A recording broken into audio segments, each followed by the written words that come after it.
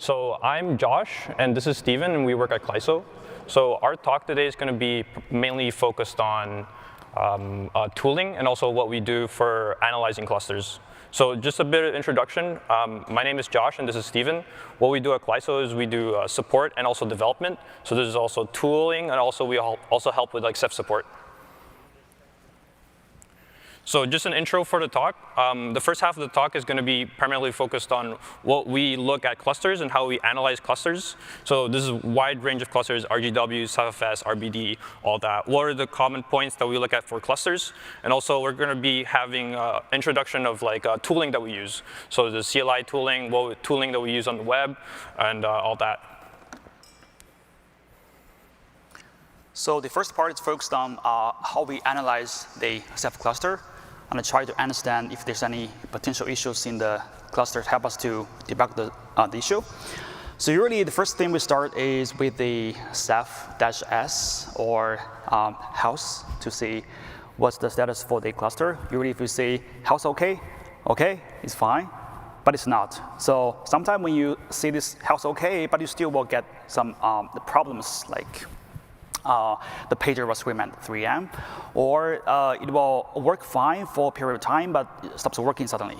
So we will go through the process we do to understand if any potential problems in the Ceph cluster. Yeah, so the workflow we have here is we first, if we have a Ceph cluster, we collect the Ceph data. Then we send to the analyzer pipeline to process the data to see if there's any potential problems. And we generate a report to let us understand the status for the cluster.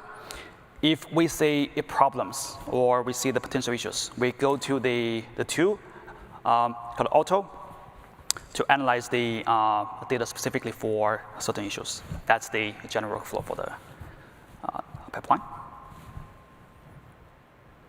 So we don't use, so here is we collected the Ceph data all from the Ceph building commands. We have that link to the Ceph diagnostic collect script to collect like Ceph-S, Ceph-DF, pgdump, all those Ceph building data. And we collect those data and make it into a package sent to the analyzer pipeline. So the first thing we check for the cluster is the Ceph version. We will scan the critical bugs for Ceph releases to make sure our customers are not using the branch that has the severe or some critical bugs that may affect their operation. So we will scan all these bugs and match with the branches for all the releases. Then we go to the data balancer analysis. So this is basically to scan all the pools to see if there's any imbalancement in the PG distribution. So the purple box here shows that that pool is not well balanced, and we have the space utilities score 2. That means it's not balanced, and you should make adjustment to that pool to make sure it's balanced over all the SDs. And the red box there show that, okay, so it looks good on the overall distribution for that pool, but if you look into the primary OSD distribution, the number is 1. That means it's very bad. That means you have a hotspot for that OSD, so you should rebalance your data to make sure it works as expected. Next one is the cross-row analysis. So this one is to scan the cross-row and see if there's any overlapping or a spanning pool symptoms there. So the spanning pool means that you have at least one rule that you don't default, but you have other rules that go to specific classes. Then the problem for that is the PG auto scaling will not work. And it's very hard to calculate the optimum number for that pool. And and also the replicas should not be on the same rack, because apparently if you lose power for that rack, you lost everything. So yeah. We also run the OSD performance analysis. So here in the graph, the OSD1 shows that we have the low O-node hit rate. And the OSD3 and 4 has the high latency.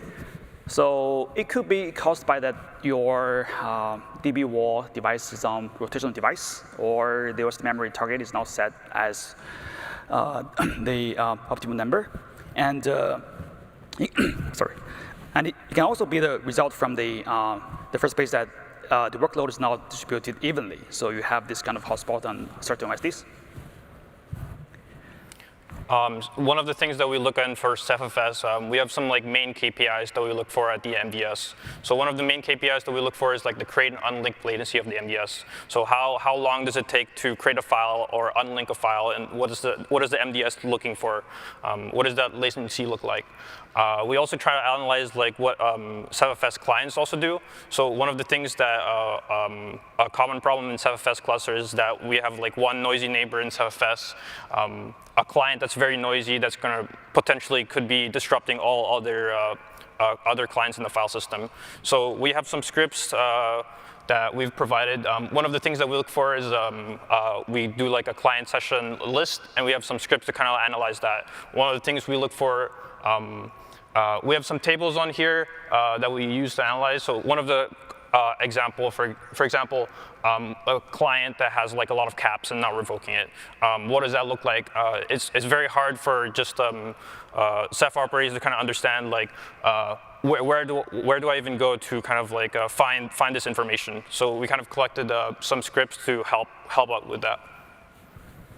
Yeah, we also do the analysis on the Rails gateway. So usually we will scan the all the buckets and their multi-site configs, if there's any. And some of the potential issues we see that the for certain buckets, they have the very high number of the objects per shard. And the shard number can be very low. It's because the auto sharding is not turned on. So, and if we have the very high number objects to shard ratio, then you will have the some like slow bucket listing performance and increase the memory usage during the sharding X processing. And when you're doing the reshard, the write will be blocked temporarily. So there are some issues related to that. And I think this feature has been turned on by default from Rave, maybe. But before that, it's set as false by default, I think. And also, we scan the multi-site, the configs, if there's any such configurations in your cluster, to see whether you have the proper way of setting the multi-site. If you're not using anything like pipes, groups, the flows, you're basically using the legacy way of like the configuration, which is not something you want sometimes. So maybe you want like better control of each buckets. That's something you can do with the pipes, groups, and flows there. So at this stage, we have this Ceph report that contains the analysis on all the components in the Ceph. And it can give you like some suggestions, like what's the potential issues for each component. And if you see this green check there on your report, that's a good sign. That means you shouldn't worry about your cluster. But if you don't see that green check on your report, you may need the tool to help you debug the problem and fix that quickly. That's the second part. We're talking about the tool we build. It's called Auto, and I will come to you. So kind of just a motivation behind this tool. So we've kind of made a CLI tool with a collection of like a lot of scripts that we use as operators. One of the things that we find as a problem internally is that we have different people in Clyso, different experts that come from different backgrounds. Steven and I, we have an engineering background turned operator. Other people at Clyso, they come from IT, sysadmins. They're coming to Clyso. Now all do Ceph. So internally, we have a problem of how do we make sure, let's say operationally, if we want to like drain a host, everyone should be on the same page, and everyone should be on the same page on all that. So one of the motivations behind the CLI tool is that we bundle all the scripts that we use from day-to-day operation. This is just kind of a single binary tool and all that. And it kind of focuses on like day 2 operation. I think there's a big push for dashboards, and at least I find when I'm using the CLI tool, I mostly live in the terminal. So this is kind of like a CLI tool to help Ceph operators. We kind of just named this tool as a fun joke. It's Dr. Octopus. So it's available on our GitHub, and I'll kind of go through what are the stuff that you can find in this CLI tool. Yeah. So another thing for this is we can use this too on the data we collect for the analyzer. So we can run the deeper analysis on those collected data. So you don't need to like generate new data. You can rely on those data collected. So part of the CLI tool is that we bundle all of our useful scripts into this one single binary tool. So for example, I manage a Ceph cluster, a big RGW cluster, 5 petabytes. So one of the things that I find is that, okay, let's drain a host. So how do you go about doing that? When I search the docs, there are some good stuff online, but it's still a bit hidden. It's still a bit like hidden information. So this CLI tool is kind of like, we want to give like Ceph community a blueprint to be able to copy for their operations. Everyone's not going to be able to drain a host differently. Sometimes there's different Ceph clusters out there, different environments and all that. So this is kind of just we want to give Ceph operators and kind of share what we do for day-to-day operations, and also what we also advise our customers. Let's say you want to drain a host. We have some scripts here, and we have some docs on there. Let's say we have reweighting crush hosts down, and that's how we drain host. We have like very useful scripts like upmap, remap, which is very similar to what DigitalOcean presents with their PG remapper. We have some other useful scripts on here, like the CephFS stuff I was talking about a while ago. Kind of like clients, like if you want to analyze like your CephFS clusters, there's standalone scripts that you can kind of just pull from here, or just use the CLI tool. So part of the stuff that we have on like the web, I don't know if anyone's familiar with like we have like web tools. If you go to like analyzer.clyso.com, we kind of have a web tool where you can put in your Ceph report and you'll have like a cluster information about all the checks. So we wanted to just give the Ceph community kind of like all that. Like all the source code for that. So it's now available for like CLI tool and all that. One of the things that it's bundled in the CLI tool is like, it is pretty opinionated. We have like stuff on here like, for us, like we hard code what Ceph version recommendation we have, because like right now we recommending like Reef, for example. We lag behind 2 like releases from upstream. We go and check like, I mean, right now we're checking if like Squid is kind of like very stable release, and that will change over time. There's other checks on here, if, but I don't want to go too much in detail on like what we actually check. But all the source code is available on our GitHub as well here. So some of the stuff that we mentioned about PG distribution, we want to make it easier for like Ceph operators to see like their distribution score. I don't know if everyone is familiar with like Ceph OSD df command. You kind of see the distribution of your OSDs on there. Sometimes it's just really hard to, like there's so much information in Ceph, so we kind of just bundle it like, this is kind of just a graph. We have different variances of the script, but this kind of mostly checks how many PGs are there in the OSD for like a given pool, for example. One of the stuff that we do is like I mentioned, like let's say I want to like drain a host or drain a rack. Everyone has a different procedure for it, but I kind of just wanted to share like what we do, for example. And we have some docs on this, so we use like upmap, remap, which is part of the CLI tool. And one of the main also motivations behind this like CLI tool is that I work in like air gap clusters. So I want to bring in some scripts that I have, and I just want like a single binary. So this is kind of as an example of like using it. And then just an example of like, we have some stuff baked in for like PG distribution. I think like the first time I saw this warning, I got like some panic attacks. Someone told me like when OSD reaches like full, like IO stops. But one of the, if people have seen this warning before, one of the things that you can do to fix it with upmap is that you go check where that PG is in that OSD, you find another OSD that's less utilized, and then you upmap it to that PG. So this is kind of just like a useful thing to kind of like help fix it. Some other stuff, like kind of just like roadmap, like what kind of stuff that we want to keep building. So one of the stuff that we want to keep building is that we want kind of like an improved balancer. I don't know if everyone's familiar with like, there's a built-in balancer in Ceph, but I think Ceph operators out there have been, know that there are different kinds of balancer out there. I don't know if everyone's familiar with like JJ's balancer, that kind of balances based on like OSD utilization. So we kind of just want to make our kind of own balancers so we can balance Ceph clusters more evenly. One of the other stuff that I've been working on is that we have a config diff and config viewer on the web. So I'll go into that in detail, but it's a really cool tool.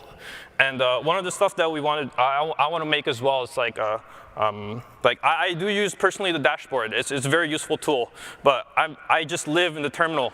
I want CLI tools, and I don't know if everyone who administers Kubernetes is familiar with like K9s, which is kind of like a text user interface. I want to make one for Ceph. It's just a motivation, and if people are interested in that, come talk to me. And if there's even like a use case for that. So this is the analyzer Clyso.com interface. Josh mentioned that we have this open source, and you can give a try of this and put in the cluster report, and you will get a score like that. F means failed. So yeah, you should fix your cluster. And yeah, and the next one is the data we get from this tool. And for the last 3 months, most of the clusters are using the 18.2.7. And 3 months earlier, it's 17.2.7. So we can see the shift from the different releases. Just a bit of context on this. So we have a site, analyzer.clyso.com. We have people that use the site and put like their Ceph report in that. We just have like some statistics that we want to share that's pretty interesting. So we just collected all the kind of like Ceph reports that were submitted, and we kind of like all the data is kind of deduped. So the first time you put your Ceph report in there, and this is kind of just like some interesting stuff that we wanted to share. Just for example, like Ceph, the version that people are submitting is changing over time, obviously. But one of the things that we noticed that when 18.2.7 got released, it was like a more stable release and more people are now using it. So this page shows the grade distribution. So you can see in the past 3 months, we have more clusters with the CDF grades. That's not good.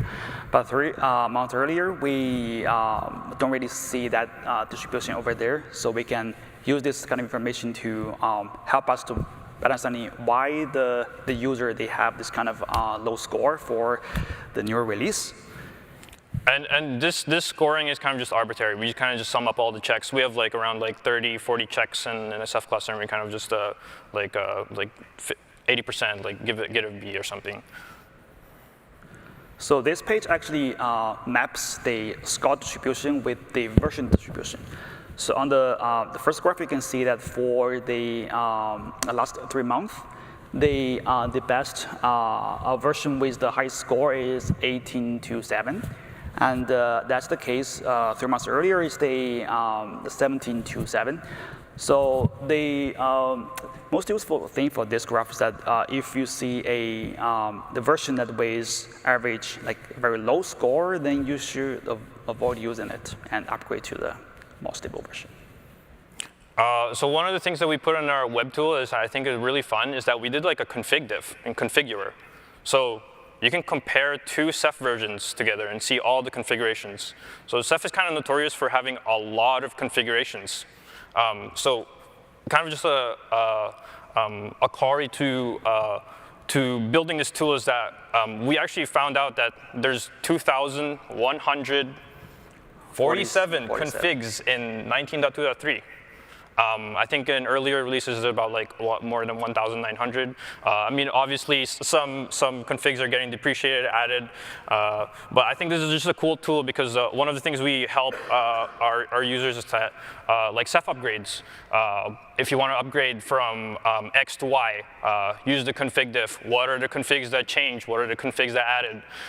This is kind of just a tool we wanted to introduce this tool because we want to see if it's useful at all. If it gains, if it's useful, let's put it on Ceph, like the Ceph.io site. So I didn't personally work on this. I am a user of this because it is very useful, but I think we have some colleagues at Clyso, Sam over there, who made this tool. So if you want to talk to him more about this, really cool tool. So it goes back to all the way, I think, to the 14 releases. So this is kind of just cool information. Oh, another thing about this too is that this can be used in the first phase in our analyzer pipeline. So we can see that for this cluster, what options has been modified, and then we can understand that's maybe that's the source for this problem, so we can see it clearly. So just a link for the GitHub and also like link to the analyzer site. But that was the talk. We did dump like a lot of information on you guys, but we made a CLI tool. We find it useful. We want to just share it. But thank you, everyone.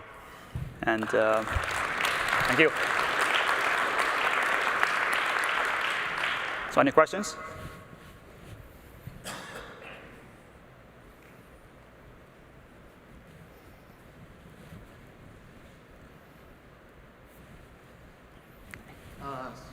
I have one question. Yeah, of course. How do you maintain the which Ceph version is impacted by which bugs? We go on Ceph Tracker, we hard code it because there are notorious bugs on different Ceph versions. So we have just a YAML file in the repo that like this bug is affected. We try to keep this up to date. We try to add more bugs to it as we see. We kind of just obviously you guys know like there are a lot of bugs in Ceph. We won't be able to put all of this, and Ceph Tracker is out there.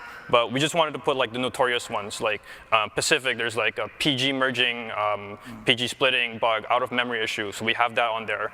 I think 18.2.5. There's a blue store. Like regression, so we have that on there. So it's not going to be complete, but we just wanted to share that as well.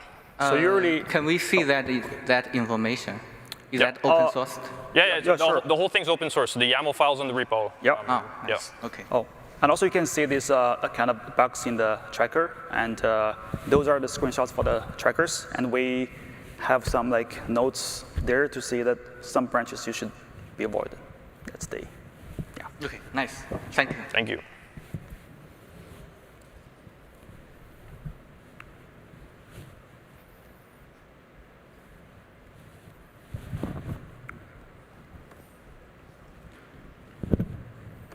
So just a quick question about the information you're able to collect from your analyzer. Mm-hmm. Are there any common configuration errors that you see users making on their clusters? So this is also true for upstream telemetry. Configurations are not stored in the Ceph report because there can be like secrets on there, and that was just a decision that Ceph made. So all the information that was kind of like given in the Ceph report, it's like we have no information of like who did it or like the configurations out there. Yeah. But speaking of the analyzer part, we will give suggestions based on the customer's needs. So for example, if the customer wants to have a large cluster with lots of buckets, we recommend this set of changes. If the user want to like make the Ceph-FS like have better performance, we recommend those set of configurations. So it's more like focused on the customer's needs, not a like unified suggestion based on the configs. Okay. Yeah. That makes sense. One other thing is that since it doesn't actually include, the Ceph report doesn't include configurations, is that why we also like built the CLI tool so that we want to add in like config checks, so like good configs or bad configs, because we weren't able to do that previously in the Ceph report. Okay, cool. Well, thank you very much. Thank you.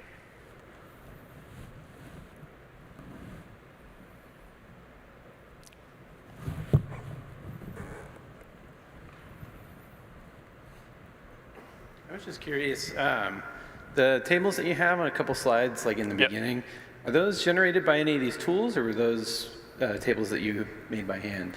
You those mean the tables here? So Yeah. it's on these are internal analyzers because we believe that. These screenshots are, we have like an internal tool, Yeah. but our CLI produces these tables as well. Oh, Yes. It just Yes. happens so that these screenshots are kind of just like nicely formatted. So Gotcha. we didn't Yeah. want to. But put- auto produces the same Yeah, information? yeah. Cool. So everything you can see from the diagnostic script, and the CLI tool will try to analyze all this stuff and generate the data. This is just to like reorganize and make it beautiful. Gotcha. Yeah.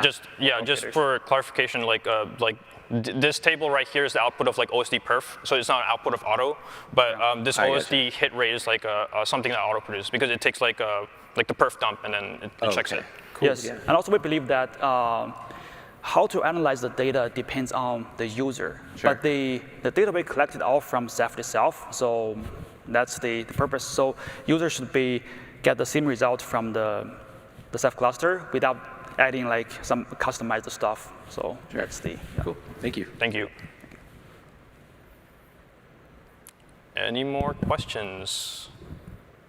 If not, I guess that's lunch. Thank you, everybody. Thank you so much.